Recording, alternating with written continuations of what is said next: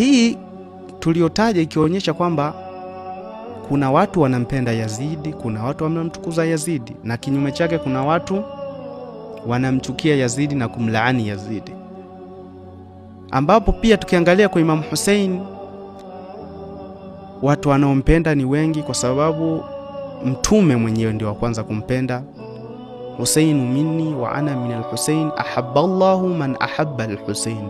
Husaini anatokana na mimi na mimi natokana na Husaini, na Mwenyezi Mungu anampenda yule mwenye kumpenda Husaini, ambayo hii hadithi imeelezewa kwa urefu, tutakuja kuielezea baadaye kwamba hakuna shaka kumpenda Husaini, hakuna shaka katika hilo.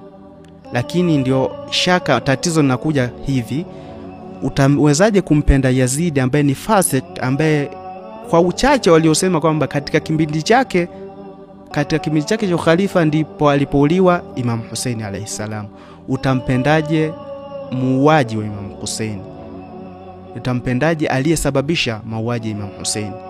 Ima umchukie Yazid umpende Imam Hussein, au mpende Yazid umchukie Imam Hussein. Hakuna mawili kwamba umpende aliyeuawa na aliyeuliwa, yani umpende muuaji na aliyemuua. Vitu hivyo viwili haviendi.